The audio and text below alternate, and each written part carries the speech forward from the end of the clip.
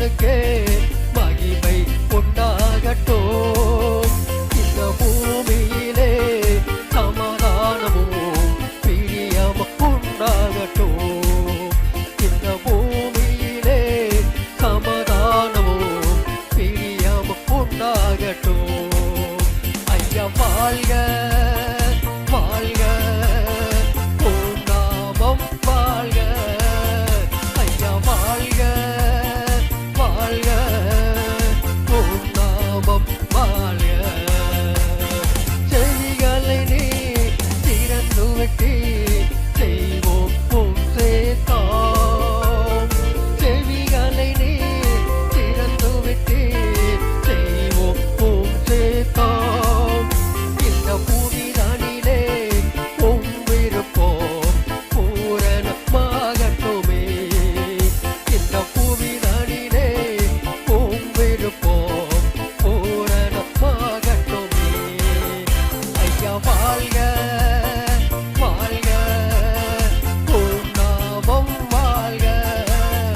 ஐயா வாழ்க வாழ்க, உம் நாமம் வாழ்க.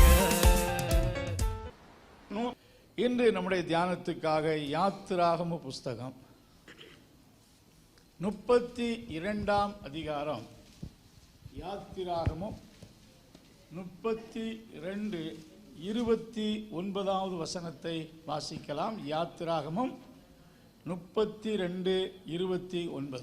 கர்த்தர் இன்றைக்கு உங்களுக்கு ஆசீர்வாதம் அளிக்கும்படி கர்த்தர் இன்றைக்கு உங்களுக்கு ஆசீர்வாதம் அளிக்கும்படிக்கு இன்றைக்கு நீங்கள் அவனவன் தன் தன் மகனுக்கும் சகோதரனுக்கும் விரோதமாய் இருக்கிறதினால் கர்த்தருக்கு உங்களை பிரதிஷ்டை பண்ணுங்கள் என்று மோசே சொல்லியிருந்தான். Praise God. இந்த வசனத்திலே கர்த்தர் இன்றைக்கு உங்களுக்கு ஆசீர்வாதம் அளிக்கும்படிக்கு இன்றைக்கு கர்த்தருக்கு உங்களை பிரதிஷ்டை பண்ணுங்கள். அல்லேலூயா. அவனவன் தன் மகனுக்கும் சகோதரனுக்கும் விரோதமாய் இருக்கிறதினால் என்று சொன்னாலே, அவனவன் தன் தன் சகோதரனுக்கு விரோதமாய் இருக்க காரணம் என்னவென்று சொன்னால், அவர்கள் கர்த்தருக்கு சரியா என்ன செய்யல, ஒப்பு கொடுக்கல. அல்லேலூயா. வசனத்தில் பாருங்க, நீங்கள் அவனவன் தன் தன் மகனுக்கும் சகோதரனுக்கு விரோதமாய் இருக்கிறதினால். ஜனங்கள் ஒருவருக்கு ஒருவர் விரோதமாயிருக்கிறார்கள். சகோதரன் சகோதரனுக்கு எதிராக இருக்கிறான், தகப்பன் மகனுக்கு எதிராக இருக்கிறான். இருக்க காரணம் கர்த்தருக்கு ஒப்பு கொடுக்கவில்லை. அப்படி இருக்கின்றபடினாலே ஆண்டவர் கொடுக்க வேண்டிய ஆசீர்வாதம் அவர்களுக்கு என்ன செய்யல, கொடுக்கப்படவில்லை. ஏனென்றால் ஸ்தோத்திர, தகப்பன் மகனுக்கு விரோதமாக, சகோதரன் சகோதரனுக்கு விரோதமாக இருந்தால் அங்கே எப்படி ஆசீர்வாதத்தை தேவன் கொடுக்க முடியும்? ஆண்டவர் ஆசீர்வதிக்கிறவர் தான். ஆனால் எப்பொழுதுமே ஆசீர்வாதத்தை கொடுப்பதற்கு ஒரு தகுதி, ஒரு பாத்திரம் தேவையா இருக்கிறது. ஒரு அழுக்கான பாத்திரத்திலே நாம் பாலை விடுவதில்லை. ஒரு அழுக்கான பாத்திரத்திலே யாராவது வந்தால் அவருக்கு ஒரு கூல்ட்ரிங்க்ஸ் வாங்கி நாம் கொடுப்பதில்லை. ஸோ ஏதாவது ஒன்றை பயன்படுத்தி ஒன்றை விடுவதற்கு முன்பாக அதற்கு ஒரு கிளீன்னஸ், ஒரு சுத்தத்தை எதிர்பார்க்கிறோம். தேவன் ஆசீர்வதிக்கிறவர். தேவன் தமது ஜனத்தின் மேல் ஆசீர்வாதத்தை கொடுக்க விரும்புகிறார். ஆனால் ஜனங்கள் ஒருவருக்கொருவர் விரோதமாயிருக்கிறார்கள். ஒவ்வொரு கோத்திரமும் ஒவ்வொரு கோத்திரத்துக்கு அகேன்ஸ்டா இருக்கிறார்கள். அங்கே மாம்சத்தின் கிரியை இருக்கிறது. ஆகையினாலே மோசே ஜனங்களை பார்த்து, நீங்க விரோதமாக இருக்கிறதுனால கர்த்தர் உங்களை ஆசீர்வதிக்க முடியல. ஆகையினாலே நீங்கள் இந்த விரோதமாக இருப்பதை விட்டுவிட வேண்டும் என்றால் இன்றைக்கு உங்களை கர்த்தருக்கு என்ன செய்யுங்க, பிரதிஷ்டை பண்ணுங்கள். இன்றைக்கு நீங்கள் பிரதிஷ்டை பண்ணுவீர்கள் என்றால் டபுள் பிளஸிங், உங்கள் பிரச்சனைகளுக்கு ஒரு பரிகாரம் கிடைக்கும். கர்த்தர் உங்கள் மேல ஒரு ஆசீர்வாதத்தை என்ன செய்வாரு, ஊற்றுவார். இன்றைக்கு என்று சொல்லும் போது ஒவ்வொருவரும் தங்களை ஆண்டவருக்கு ஒப்பு கொடுக்கவும் தேவனுடைய ஆசீர்வாதத்தை பெறுவதற்கும் தருணத்தை ஸ்பெசிபிக்காக ஒவ்வொருவருக்கும் ஆண்டவர் கொடுப்பார். அல்லேலூயா. இன்றைக்கு கர்த்தர் உங்களை ஆசீர்வதிக்கும்படி இன்றைக்கு கர்த்தருக்கு உங்களை என்ன செய்யுங்க, பிரதிஷ்டை பண்ணுங்கள் என்று மோசே சொல்லி இருந்தார் என்று சொல்லப்பட்டிருக்கு. அல்லேலூயா. அருமையான தேவனுடைய பிள்ளைகளே, ஆண்டவருக்கு அர்ப்பணிக்கிற அர்ப்பணிப்பு தான், அல்லது அர்ப்பணித்த நாள் தான் தேவன் நம்மை ஆசீர்வதிக்கிற நாளும் நமக்குள்ளே சுத்திகரிப்பு உண்டாகக்கூடிய நாளும் ஆரம்ப நாள். அல்லேலூயா. The consecration, the day of consecration is the beginning day of God's blessings upon us. Also தேவன் நம்மை சுத்திகரிக்க ஆயத்தமாகிற நாளும் அதுதான். ஆகையால்தான் நீங்கள் அவனவனுக்கு விரோதமாய் இருக்கிறபடினாலே கர்த்தருக்கு உங்களை பிரதிஷ்டை பண்ணுங்கள் என்று சொல்வதை பார்க்கிறோம். அல்லேலூயா. ஆண்டவருடைய பிள்ளைகள் கர்த்தருக்கு தங்களை ஒப்பு கொடுக்க வேண்டும். இஸ்ரவேல் மக்கள் எகிப்திலிருந்து மீட்கப்பட்டு வந்தார்கள். அவர்கள் மீட்கப்பட்ட மக்களுக்கு அடையாளம். அல்லேலூயா. பவுலை பாருங்கள், அவர் கர்த்தரால் சந்திக்கப்பட்ட போதே முற்றிலுமாய் தன்னை தேவனுக்கு என்ன செய்தாரே? நீங்கள் 9ஆம் அதிகாரம் 6ஆம் வசனத்திலே, தேவனே நான் உமக்காக என்ன செய்ய வேண்டும் என்று அவர் கேட்கவில்லை. Oh lord, what shall I do for you? உமக்காக நான் என்ன செய்ய வேண்டும் என்று கேட்கல. அவர் சொன்னாரு, நான் என்ன செய்ய நீர் சித்தமாயிருக்கிறீர். உமக்காக நான் ஏதோ செய்ய ஒப்பு, அப்படி இல்ல. What will you have me to to? நான் செய்ய, அந்த வசனத்துக்கு 9:6 கூட நடுங்கி திகைத்து, ஆண்டவரே நான் என்ன செய்ய சித்தமாய் இருக்கிறீர் என்றான். நான் என்ன செய்ய நீர் சித்தமாய் இருக்கிறீர் என்று அது ஒரு சரண்டர் லைஃபை காட்டுகிறது. அல்லேலூயா.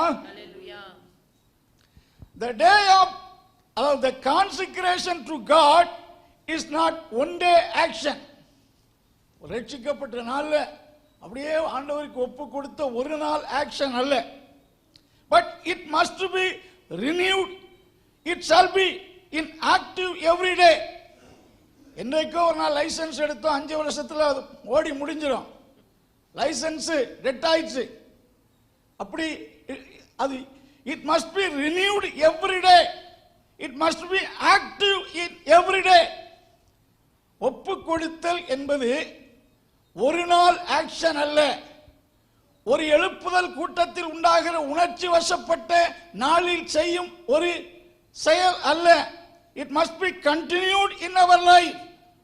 It must be active in every day in our life.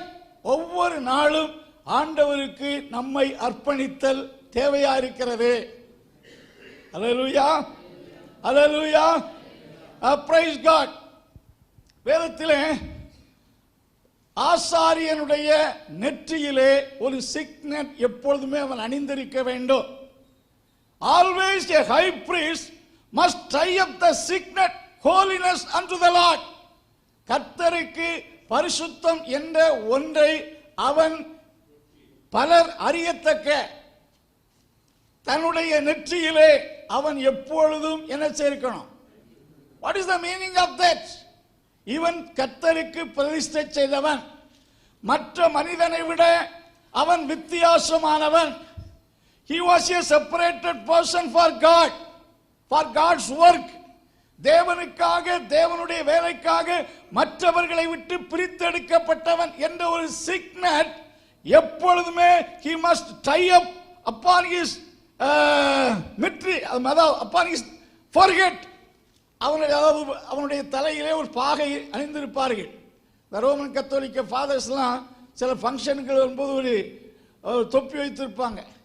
அதுபோல ஆசாரிகள் வைத்திருப்பார்கள். அந்த தொப்பியிலே, அந்த பாகையிலே அந்த வார்த்தையை எப்பொழுதுமே அவன் என்ன சேர்க்கணும்? நீல நூலால் என்ன சேர்க்கணும்? எழுதி கட்டி இருக்க வேண்டும். அது அவன் மற்றவர்களை விட அவன் வித்தியாசமானவன், அவன் தேவனுக்கு உரியவன் என்பதை எல்லோரும் தெரிந்து கொள்வதற்காக அது அணிந்திருக்க வேண்டும்.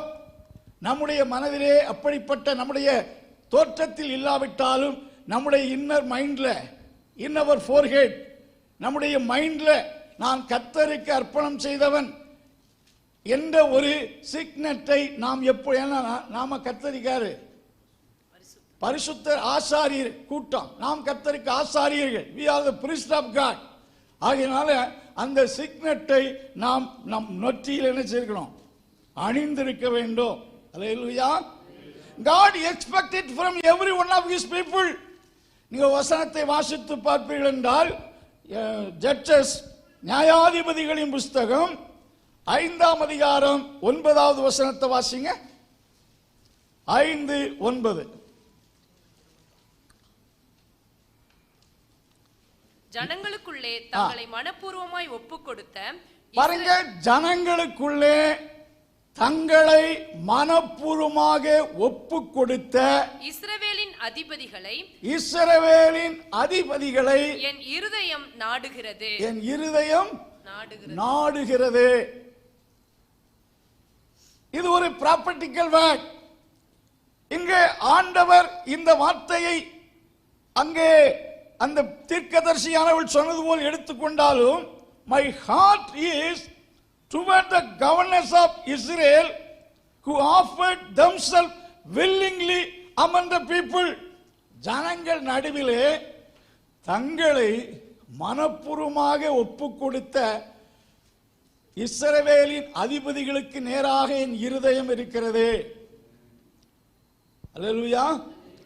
ஆண்டவருடைய கண்களும் ஆண்டவருடைய இருதயமும் உங்க மேல உங்களுக்கு நேராக இருக்க வேண்டும் என்றால், அல்லேலூயா, பாருங்க, my heart is toward the governors of Israel who offered themselves willingly, மனப்பூர்வமாக ஒப்பு கொடுத்த இஸ்ரவேலின் அதிபதிகளுக்கு நேராக என் இருதயம் இருக்கிறது. ஆண்டவருடைய இருதயம் உங்களுக்கு நேராக அல்லது உங்களுக்கு நேராக ஒரு ஈர்ப்பின் சக்தியோடு, கர்த்தருடைய இருதயம், ஆண்டவருடைய இருதயத்தில் உள்ள காந்த சக்தி உங்களுக்கு நேராக திருப்பப்பட வேண்டும் என்றால், you should be a dedicated person to God 100%. நீங்க முற்றிலுமாய் ஆண்டவருக்கு தங்களை அர்ப்பணித்தால், கர்த்தருடைய சிந்தை, கர்த்தருடைய எண்ணம், கர்த்தருடைய விருப்பம், கர்த்தருடைய மனதின் யோசனை உங்களை பற்றியதாகவே இருக்கக்கூடும். உங்களுக்கு எப்படி வெற்றியை கொடுக்கலாம், உங்களுக்கு எப்படி வளர்ச்சிக்கான வழியை திறக்கலாம், உங்களுக்கு எந்த விதத்தில் வழியை திறந்து உங்களை முன்னேற்றம் அடைய செய்யலாம் என்ற சிந்தை உங்களுக்கு நேராக இருக்கக்கூடும். உங்களுக்கு எப்படி வெற்றியை கொடுக்கலாம். அல்லேலூயா. ஆகையால் தான் ஆண்டவருக்கு ஒப்பு கொடுத்தல் very very important. நாம if you have been consecrated yourself to the Lord, உங்களை கர்த்தருக்கு முற்றிலுமாக மனப்பூர்வமாக ஒப்பு கொடுத்து விட்டீர்கள் என்றால், you have not belonged to yourself, நீங்க யாருக்கு, உங்களுக்கு உரியவர்களாக இருக்க மாட்டீங்க. you have dedicated yourself to God. so அவருக்கு அர்ப்பணித்து விட்டால் நீங்கள் உங்களுக்குரியவர்களாக இருக்க மாட்டீர்கள், உலகத்துக்குரியவர்களாக இருக்க மாட்டீர்கள், பிறருக்குரியவர்களாக இருக்க மாட்டீர்கள், நீங்கள் கர்த்தருக்கு உரியவர்களாகவே இருப்பீர்கள். அல்லேலூயா. அன்பின் கர்த்தாவே, இந்த நாளுக்காக துதிக்கிறோம். இந்த கொடுக்கப்பட்ட இந்த வார்த்தைகள் நம்முடைய பிள்ளைகளுக்கு ஆசீர்வாதமாக இருப்பதாக, இந்த வாரத்தின் நாட்கள் ஆசீர்வாதமாக இருப்பதாக, ஆண்டவருடைய கிருபை யாவரோடு இருப்பதாக. இயேசுவின் நாமத்தில் ஜெபங்கள் நல்ல பிதாவே.